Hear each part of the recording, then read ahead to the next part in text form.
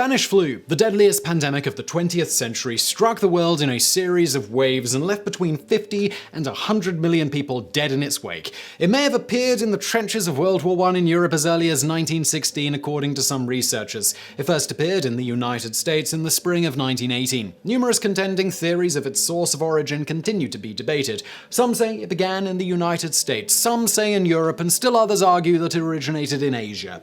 There is no debate over its impact, though, with 1/3 of the world's population contracting the disease during its peak in 1918 to 1919. It continued to appear well into 1920, though with significantly less impact. Differing from other forms of influenza, the virus had a significant impact on young, otherwise healthy adults who usually had stronger immune systems. It struck the wealthy and the poor. Franklin Delano Roosevelt contracted the illness. The King of Spain nearly died of it. A young nurse in Toronto, Amelia Earhart, contracted the disease, which damaged her sinuses to the point that surgery was required. The scars left her with sinus problems for the rest of her life. In the United States, 675,000 Americans died from the flu, most of them during the deadly second wave in 1918. That year, American average life expectancy dropped by 12 years as a result of the flu. Here in the video today, 10 facts about the Spanish flu pandemic at the end of the First World War. Number 10. Nobody knows for certain where it originated. While there is some disagreement among scholars over the place of origin, the consensus is that Spanish flu did not originate in Spain. When the pandemic spread rapidly across Europe in 1918, wartime censorship conditions affected most news reports. Censorship did not apply to neutral Spain. News reports of the flu's virulence there appeared in newspapers and magazines with references to this Spanish flu. The name stuck. Reports of the disease in Spain increased substantially when King Alfonso XIII contracted the flu in the spring of 1918. Ironically, as reports of the king's illness and being near death for several days increased references to the Spanish flu in Western newspapers, the Spanish referred to the disease as the French flu. Since the pandemic, and in part during it, China, Great Britain, the United States, and France, as well as Russia, have all been suggested as the disease's starting point. The first case in the United States appeared in March 1918 at a Kansas Army post. More recently, researchers identified potential cases as early as 1916 at Army receiving and marshalling stations in France. Another earlier outbreak occurred at a British Army base in Aldershot in the early spring of 1917. The UK staging camp at Etaples in northern France saw 100,000 troops go through daily, either returning from the front or on their way to it in densely crowded conditions. Hundreds exhibited symptoms of the pandemic flu during the spring and fall of 1917, a fact later identified by army pathologists. Number 9. More American soldiers died of Spanish flu than in combat during World War I. Americans were stunned at the casualties suffered by their troops during the First World War, though in comparison to the European combatants, they were low. Mobilization placed 4.7 million American men in uniform. Of those, about 320,000 became ill and recovered, or suffered wounds in combat from which they survived. 116,500 American troops and sailors died during the war. Combat deaths totaled 53,402. The rest, 63,114, died of disease, with most of the deaths coming from the Spanish flu in the camps in the United States, in Europe, and in ships bound for Europe. One such ship was a former German liner. In 1917, the United States converted the German steamship Vaterland, interned in New York, into a troop ship renamed the USS Leviathan. On September 29, 1918, Leviathan departed New York for the French port of Brest, carrying 9,000 American doughboys and a crew of 2,000 sailors. One of the sailors was a young New Yorker named Humphrey Bogart, by the way. Spanish flu appeared in the ship during the crossing. When Leviathan arrived at Brest, it carried 2,000 men already diagnosed with the Spanish flu, which wreaked havoc in the crowded conditions aboard and overwhelmed the ship's medical facilities and personnel. 80 men died during the crossing, many more after landing ashore in France during the height of the pandemic.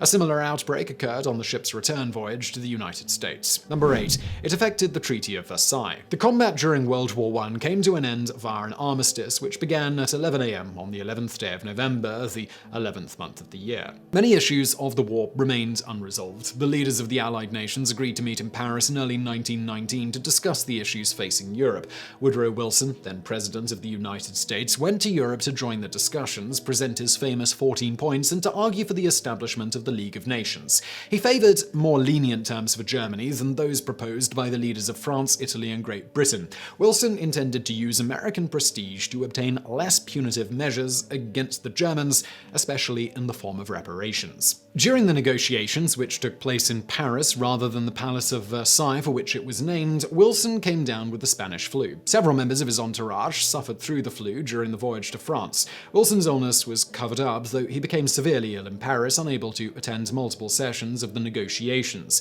His physician, Navy Admiral Cary Grayson, wrote of the president as being violently sick. When Wilson did partially recover and return to the negotiations, several participants wrote of his lack of attention, fatigue, and listlessness. He failed to ease the reparations imposed by the Allies on the Germans, and the resulting Treaty of Versailles created conditions in Germany that led to the rise of Adolf Hitler. Number 7. The federal government did little regarding the flu's impact. In the United States, the federal government did relatively little to combat the Spanish flu, other than issue advisories telling Americans of the dangers presented by the illness. Congress adjourned in the fall of 1918 with the second wave of the pandemic at its peak. The Supreme Court did the same. The United States Public Health Service, then an agency within the Department of the Treasury, issued posters warning against spitting on sidewalks. It also advised workers to walk to work, which seems strange to modern eyes until one considers that most commuting at the time involved streetcars or railroads. It also warned Americans to avoid becoming overfatigued. Before Woodrow Wilson went to Europe, Edith, the president's wife, sent 1,000 roses to young women serving in the war effort in the District of Columbia who were sickened by the flu. This was about the extent of the federal effort. Battling the effects of the pandemic, the lost work hours, burying the dead, and combating the spread of disease was left in the hands of local governments, which responded in varying ways across the country. Some imposed severe restrictions on movement, crowds, and schools, easing them as the pandemic passed through their communities. Others continued to promote large gatherings to support Liberty Bond drives, including a parade in Philadelphia, after which thousands died in the city from the rapid spread of influenza. Number 6. Some cities made wearing masks mandatory with criminal penalties. The first wave of Spanish flu in America occurred in the spring of 1918. Compared to what came in the second wave, it was mild. The second wave came in September 1918 in the eastern cities and gradually moved westward. San Francisco escaped the first wave, and its chief of the Board of Health, Dr. William Hassler, assured citizens of the city the second wave would not affect them. On September the 24th, a recent arrival from Chicago became ill with the flu. By mid-October, over 4,000 cases were in the city. That month, the city passed an ordinance making the wearing of gauze masks mandatory, with Hassler touting them as 99% effective in stopping the spread of flu between persons. In truth, the masks were likely of little benefit, and on October the 21st, 1918, the city rescinded the order to wear them. Several other cities issued similar orders with varying degrees of punishments for violations. In San Francisco, violators went to jail. The city suffered 2,122 deaths during the lethal second wave. The third wave struck in December and lasted through the winter, raising the death toll in San Francisco to over 3,500 out of a population of about 500,000. Nearby, Oakland was similarly hit. Oakland also enacted an ordinance requiring masks, virulently opposed by the city's tobacco store owners. One such owner designed a mask with a flap over the mouth, allowing smokers to enjoy their cigars, cigarettes, and pipes while remaining in compliance with the law. Number 5. The 1918 baseball season was shortened, though not because of the flu. Major League Baseball shortened its decision in 1918 in response to the American war effort. The last game of the regular season was played on September 2nd, 1918. Teams played just over 120 games that year. When the season ended, the second wave of Spanish flu was underway on the East Coast. The league champions, the Boston Red Sox of the American League, and the National League's Chicago Cubs met in the World Series. Public health officials in both cities argued against playing the World Series due to the crowds gathering during the course of an epidemic, but baseball went ahead. Boston's only concession to the flu came in an agreement to play in Fenway Park rather than in the larger Braves Field, where they had played the preceding World Series. During the World Series, a young Red Sox pitcher started 2 games, winning both, despite suffering from the flu at the time. He started in the outfield in the other 4 games. His name was George Herman Ruth. Throughout the games, he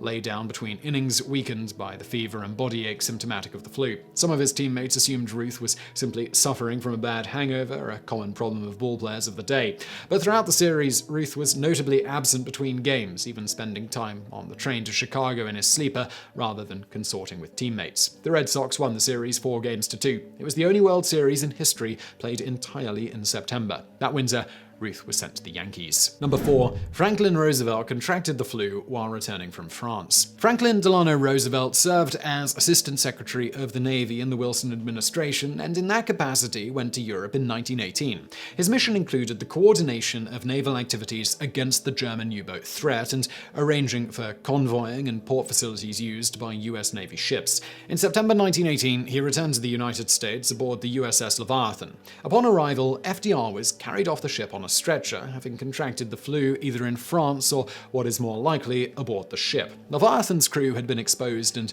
ravaged by the flu on several voyages. FDR returned to the United States deathly ill and required several weeks convalescence at his family's Hyde Park home before resuming his duties. FDR's illness and its severity are often largely overlooked because of his being later stricken with polio, which left his legs paralyzed. His flu is often described as a mild illness, though he left Leviathan with double pneumonia, high fever, and debilitating weakness. His distant cousin, former President Teddy Roosevelt, who had encouraged him to go to Europe, wrote to him during his convalescence. "We are deeply concerned about your sickness and trust you will soon be well," wrote the former president, adding that, "We are very proud of you." Had FDR not survived the flu, which killed so many Americans who went to Europe in 1918, the remainder of the 20th century would have been very different indeed. Number 3. The flu's second wave was its deadliest by far. The second wave of influenza in 1918 swept across Western Europe and the United States from September through the end of the year and into January. It was the deadliest of the 3 main waves of the pandemic. In Philadelphia, America's hardest-hit city, about 16,000 died after the city leaders refused to cancel a parade scheduled to promote the sale of Liberty bonds. Cincinnati closed schools and businesses, shut down streetcars, and ordered the wearing of masks. For a time, it closed all restaurants, though it allowed saloons to remain open. At one point in November, believing the worst to have passed, the city reopened businesses and schools. Within days, the death rate skyrocketed, forcing the city to shut down again. Over 1,700 Cincinnatians succumbed to the flu in the fall of 1918. Sailors at the Great Lakes Naval Training Center brought the flu to Chicago. In September, Chicago's health commissioner announced that the flu was under control.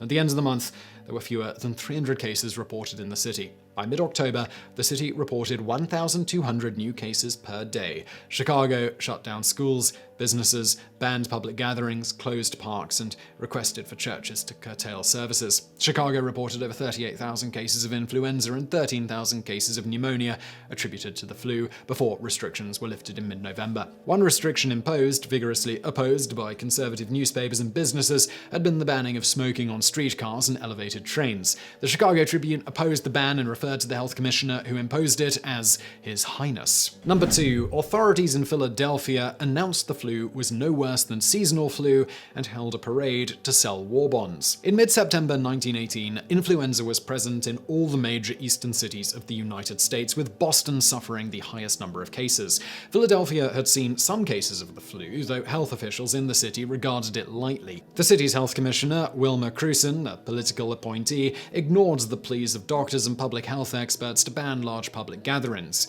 Cruson announced the flu was no worse than any seasonal flu, despite the evidence presented by other cities. The health commissioner warns the people of Philadelphia to be careful covering their faces when they coughed or sneezed. He also allowed the city's scheduled Liberty Bonds parade to take place on September the 28th, a patriotic spectacle attended by an estimated 200,000 people. By the middle of November, over 12,000 Philadelphians had died of influenza. The city's morgue, designed to hold 36 bodies, was obviously overwhelmed, and bodies were stored in the city wherever space was found.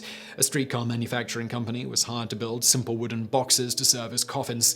In the tenements, whole families were stricken and died, undiscovered for weeks. Only 3 days after the parade, every hospital bed in the city was filled. Over 500,000 cases of the highly contagious flu struck Philadelphia before the end of the year. The final death toll was over 16,000. In contrast to Philadelphia, the city of Milwaukee, which imposed the most stringent social distancing laws in the nation, also saw the lowest death rate of any city in the United States. States. Number 1. A third of the world's population contracted the flu during the pandemic. The 1918 to 1920 influenza pandemic, the worst of the 20th century, caused at least 50 million deaths and probably as many as 100 million across the globe. In remote Tahiti, 10% of the population died. In British ruled India, more than 13 million died, with some estimates ranging up to 17 million. German Samoa lost 22% of its population.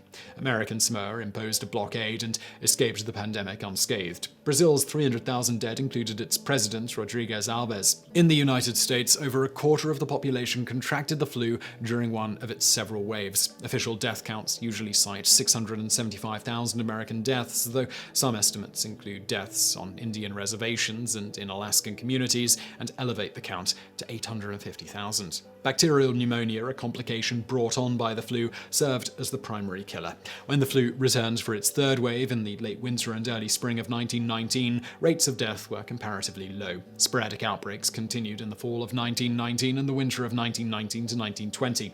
As the 1920s began, the pandemic faded from memory and remained largely forgotten until the coronavirus pandemic restored it to public attention.